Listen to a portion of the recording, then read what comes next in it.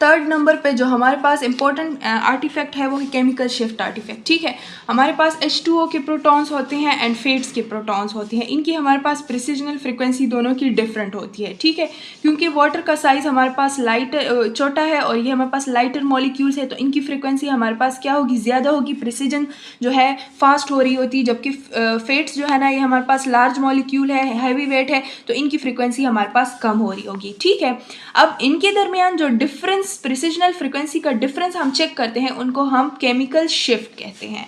ठीक है, अब ये प्रिसिजनल फ्रीक्वेंसी का जो डिफरेंस है, ये जितना ज़्यादा होगा केमिकल शिफ्ट ज़्यादा होगा और हमारे पास एक आर्टिफैक्ट प्रोड्यूस होगा जिसको हम क्या बोलते हैं, केमिकल शिफ्ट आर्टिफैक्ट।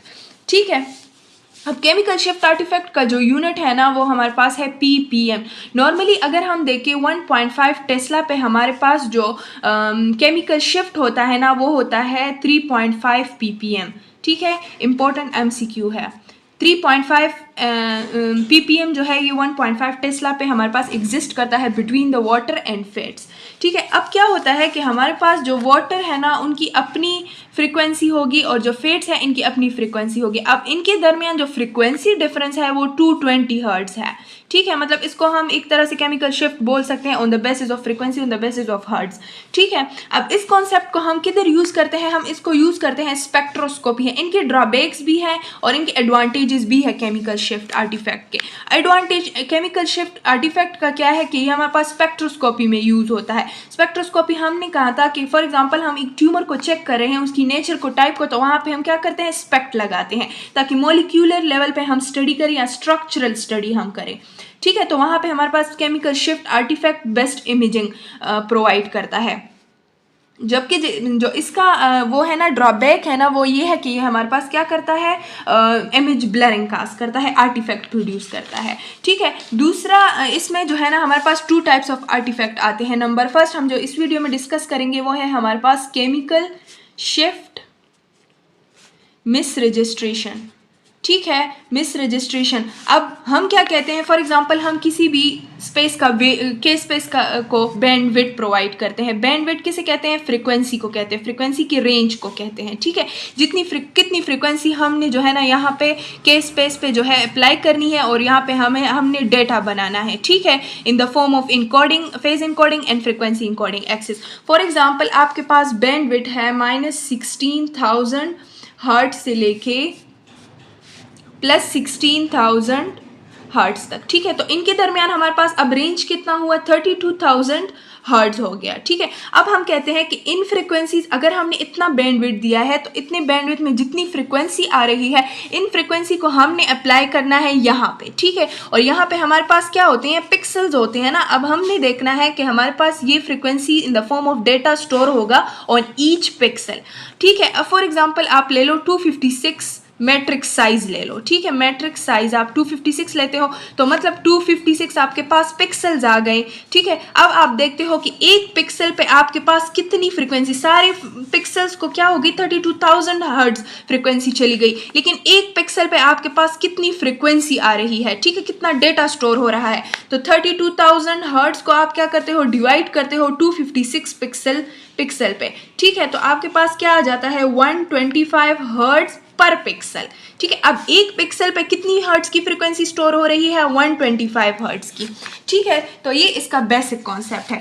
अब इसके बाद हम क्या करते हैं कि हम इसी फ्रीक्वेंसी से पिक्सल साइज जो डिफरेंस है ना, वाटर H2O और फेट्स के दरमियान pixel size difference, pixel size difference का क्या मतलब है कि जितना पिक्सल साइज डिफरेंस इनके दरमियान ज़्यादा होगा, ज़्यादा पिक्सल्स इनके दरमियान होंगे, तो मतलब ये है कि ये आर्टिफैक्ट हमारे पास प्रोड्यूस होगा, इंक्रीज होगा हमारे पास केमिकल शिफ्ट आर्टिफैक्ट। और कौन सा आर्टिफैक्ट होगा, केमिकल शिफ्ट मिस रजिस्ट्रेशन। ठीक है, क्योंकि हम कहते हैं कि अगर एक पिक्सल, एक वॉक्सल में हमारे पास दोनों वाटर एंड फेट आ जाते हैं, देन हमारे पास जो है इनमें जो है वो इतना आर्टिफैक्ट प्रोड्यूस नहीं होता। अगर ये डिफरेंट में आ जाते हैं या एक दूसरे से जो है डिस्टेंस पे आ जाते हैं, ठीक है, तो हमारे पास मिस रजिस्ट्रेशन होती है। अब क्या करना है, हमने जो है आर्टिफैक्ट किस वजह से प्रोड्यूस होगा, हम कहते हैं कि इनके दरमियान प्रिसिजनल फ्रिक्वेंसी जो डेल एफ था हमारे पास उधर, तो वो कौन सा था, 220 हर्ट्ज था ना। जो वाटर था, वाटर और फेट्स की फ्रिक्वेंसीज के दरमियान हमारे पास जो डिफरेंस था 220 हर्ट्ज था, ठीक है। और जो हमारे पास डेटा स्टोर हो रहा है ऑन द वन पिक्सल वो हमारे पास क्या है, 125 हर्ट्ज। जब इसको हम डिवाइड करते हैं तो इससे हमारे पास दोनों का डिफरेंस आ जाता है कि दोनों के डिफरेंस का मतलब कि दोनों के दरमियान कितने डिस्टेंस के पिक्सल्स है, तो इससे हमारे पास आ जाता है 1.676 पिक्सल, ठीक है। मतलब कि यहाँ पे वाटर के प्रोटॉन्स है, यहाँ पे फेट्स के प्रोटॉन्स है, ठीक है। वाटर के प्रोटॉन्स है एंड फेट्स के प्रोटॉन्स है, इनके दरमियान हमारे पास 1.76 पिक्सल्स हैं, ठीक है। तो इतना डिस्टेंस है, इस डिस्टेंस की वजह से क्या होता है, हमारे पास मिस रजिस्ट्रेशन होती है, आर्टिफैक्ट प्रोड्यूस होता है। आपके बुक में अगर आप यहाँ पे चेक करें ना तो ये सब चीज़ें गिवन है। यहाँ पे आपके पास एक फॉर्मूला है, अगर आप अपने साथ मेंशन करना चाहते हैं, ये डिस्टेंस नहीं है पिक्सल का डिस्टेंस, आप इसको मेजर करते हो, जो आपके पास डेल एफ आया हुआ है डिवाइड बाय बैंडविड्थ। बैंडविड्थ का मतलब ये है कि जो फ्रिक्वेंसी डिफरेंस था आपके पास 125 जो आया था, ठीक है, वो, और मल्टीप्लाई करते हो आप एफ ओ वी से, जितनी आपने एफ ओ वी ली है तो आपके पास डेल एक्स आ जाएगा कि कितने जो है आपने वो लिए है पिक्सल्स की, जो है कितने पिक्सल्स की वजह से हमारे पास मिस रजिस्ट्रेशन पैदा हुई है।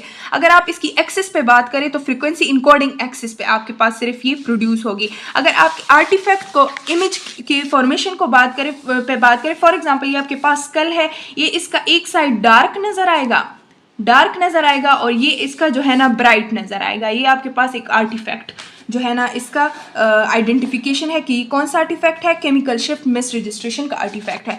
दूसरा, करेक्टिव मेजरमेंट पे आप फेट सप्रेशन कर सकते हो, इंक्रीज बैंडविड्थ को जितना आप इंक्रीज रखोगे उतना आपके पास जो है पिक्सल का जो डिस्टेंस है वो डिक्रीज होता जाएगा, ठीक है। उसके बाद इसका गुड इफेक्ट, जो इस आर्टिफैक्ट का गुड इफेक्ट है वो MR स्पेक्ट्रोस्कोपी में है, ठीक है। नेक्स्ट जो हमारे पास है वो interference from the chemical shift artefact, इसमें भी एक बेसिक कॉन्सेप्ट है, वो अगले लेक्चर में पढ़ेंगे।